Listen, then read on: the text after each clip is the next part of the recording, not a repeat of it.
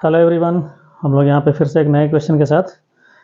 ये question set का JEE Mains 12 April 2019 second shift. ठीक है, क्वेश्चन क्या है? क्वेश्चन है let A B C are three sets such that A intersection B is a subset of C and A intersection B not equals to 5। Means A intersection B null set नहीं है, इसका मतलब ए और B में कुछ ना कुछ element तो कॉमन है। ठीक है, उसके बाद which of the following statement is not true. यहाँ पे जो पूछा गया है कि चार ऑप्शन दे रखे हैं, इसमें कौन सा ट्रू नहीं है। ठीक है, तो सबसे पहले इसको मार्क कर लेते हैं नॉट ट्रू। ठीक है, इसका मतलब तीन ऑप्शन इसमें सही होगा, एक ऑप्शन गलत होगा। जो गलत ऑप्शन है वो हम लोग का आंसर होगा। ठीक है, तो वेन डायग्राम का क्वेश्चन है। यहाँ पे मैंने बहुत सारा वेन डायग्राम बना रखा है, थोड़ा सा बेहतर तरीके से एक्सप्लेन करने के लिए, हर एक केस को कवर करने के लिए मैंने इतने सारे डायग्राम बना रखे हैं। ठीक है, तो अभी देखते हैं क्या है सॉल्यूशन में। सॉल्यूशन में मतलब मैंने लिखा है कि different cases for A intersection B belongs to A intersection B is a subset of C and A intersection B not equals to 5। तो जो अलग अलग केसेस बन पाएगा जिसमें कि ए इंटरसेक्शन बी जो है वो 5 ना हो, तो मैंने ये जो ब्लैक सर्कल बना रखा है, ये दोनों ब्लैक सर्कल, ये ए और बी सेट है। यहाँ पर भी ए सेट और बी सेट, ये बाहर वाला बी है, अंदर वाला ए है, और यहाँ पे ए और बी दोनों इक्वल कर दिया है मैंने। ठीक है, ये चार पॉसिटिव बनेंगे जिसमें A intersection B null set नहीं होगा, मतलब ए और बी में कुछ ना कुछ कॉमन हो जाएगा। ठीक है, तो पहला केस ये है, दूसरा केस ये है। इस केस में बी कंप्लीटली इनसाइड ए है, इस केस में ए कंप्लीटली इनसाइड बी है, और यहाँ पे ए और बी दोनों इक्वल मैंने मान लिया, यहाँ पे लिख भी दिया ए इज इक्वल टू बी। और ये सारे डायग्राम यहाँ पर भी ए और बी का वैसा ही बनाया है, तीन डिफरेंट ऑप्शंस को एक्सप्लेन करने के लिए। ठीक है, देखते हैं पहला ऑप्शन बोल रहा है B intersection C not equals to 5, मतलब बी इंटरसेक्शन सी जो है वो एक नल सेट नहीं है, ये देखना है हम लोगों को। कंडीशन, पहले क्वेश्चन का कंडीशन ये मीट होना चाहिए कि ए इंटरसेक्शन बी जो है वो सबसेट होना चाहिए सी का, तो और ए इंटरसेक्शन बी 5 नहीं होना चाहिए। तो इन चारों केस में ए इंटरसेक्शन बी 5 नहीं है। अब एक सबसेट, एक सेट सी हम लोग को ऐसा बनाना है जो कि ए इंटरसेक्शन बी का वो सुपर सेट हो। तो मिनिमम पॉसिबिलिटी यहाँ पर जो सी का होगा, जो कि ए इंटरसेक्शन बी का सुपर सेट हो, वो यही वाला पार्ट हो सकता है। सी मिनिमम इतना होना चाहिए ए इंटरसेक्शन बी के बराबर। मैंने थोड़ा सा उससे बड़ा बना दिया है। ठीक है, ये जो ग्रीन सर्कल दिख रहा है ये सी सेट को रिप्रेजेंट कर रहा है। ठीक है, सी सेट मिनिमम मतलब कि ए इंटरसेक्शन बी के बराबर भी हो तब भी काम चलेगा, लेकिन मैंने जानबूझकर थोड़ा सा बड़ा बना दिया है सारे केस में। यहाँ पर भी सी को अगर बी के बराबर ही कर दिया जाए तब भी सी जो है वो ए इंटरसेक्शन बी का सुपर सेट हो जाएगा। यहाँ पर भी सी को अगर ए के बराबर कर दिया है तो वो ए इंटरसेक्शन बी का सुपर सेट हो जाएगा, और यहाँ पर भी अगर सी को ए के बराबर कर दिया तो यहाँ पर भी सी जो है ए इंटरसेक्शन बी का सुपर सेट हो जाएगा। ठीक है, बट मैंने सारे केसेस में थोड़ा बड़ा बना दिया है, कोई दिक्कत नहीं है इससे। ठीक है, अब यहाँ पे देखते हैं कि बी इंटरसेक्शन सी क्या इसमें 5 है, साफ साफ दिख रहा है कि बी इंटरसेक्शन सी इसमें जो है ये वाला पार्ट हो जाएगा।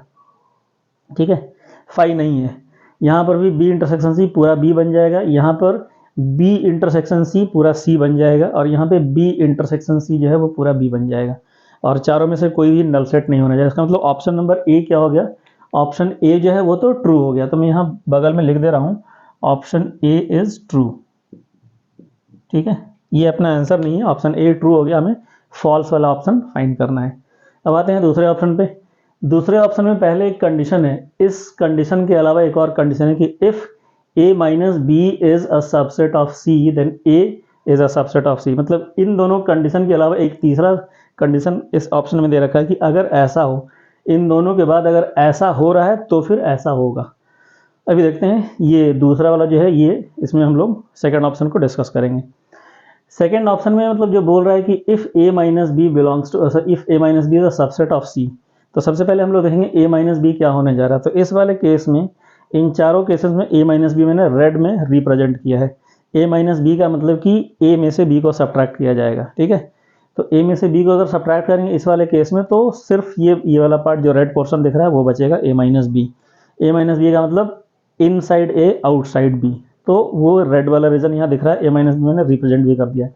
यहाँ पर भी वही केस, ए माइनस बी में जो ए और बी के बीच का जो रिंग पोर्शन है वो बनेगा। ठीक है, बी के बाहर ए के अंदर। यहाँ पे ए कंप्लीटली इनसाइड बी है तो A minus B null set हो जाएगा, और यहाँ पर भी a minus B null set हो जाएगा। ठीक है, तो null set a minus B जो है C का सबसेट होना चाहिए। तो ये दोनों में तो a minus B null set हो रहा है, null set is a subset of every set, right. तो यहाँ पर तो दोनों ही सेट a माइनस बी जो है, इन दोनों में a माइनस बी C का सबसेट हो रहा है। अब इन दोनों में C को एक ऐसा सेट बनाना पड़ेगा जिसमें कि a माइनस बी इंक्लूड हो रहा हो और ये वाला भी इंक्लूड हो रहा हो, a इंटरसेक्शन b भी इंक्लूड हो रहा हो। तो a इंटरसेक्शन b ये ब्लैक वाला पार्ट हो गया और a माइनस बी ये रेड वाला पार्ट हो गया, दोनों इंक्लूड होने वाला ऐसा सर्किल। तो उसमें मिनिमम a बनना चाहिए, लेकिन मैंने उसे थोड़ा सा बड़ा बना दिया है, कोई दिक्कत नहीं। मिनिमम a के बराबर भी बनाया जा सकता है, लेकिन थोड़ा सा बड़ा बना दिया है मैंने बेटर अंडरस्टैंडिंग के लिए। और यहाँ पर भी मिनिमम a अगर बना दे तो अपना कंडीशन पूरा हो जाएगा, लेकिन थोड़ा सा बड़ा बना दिया है। यहाँ पर भी मिनिमम a बना दिया तो कंडीशन पूरा हो जाएगा, लेकिन थोड़ा सा बड़ा बना दिया, और यहाँ पर भी वही केस थोड़ा सा बड़ा बना दिया है। इन चारों केसेस में अगर हम लोग देखते हैं, ये बोल रहा है कि अगर ऐसा है a minus B is a subset of c then a is a subset of c। Obviously यहाँ पे a माइनस बी जो है c का सबसेट है, यहाँ पर भी a माइनस बी जो है वो रेड वाला पोर्शन c का सबसेट है, c में पूरा है, कंप्लीट सर्किल है ये। यहाँ पर भी a माइनस बी तो 5 है, तो यहाँ पर c का सबसेट हो जाएगा 5, यहाँ पर भी a माइनस बी 5 है तो c का सबसेट हो ही जाएगा। ठीक है, तो ये अपना b ऑप्शन भी क्या हो गया, b ऑप्शन भी अपना ट्रू हो गया।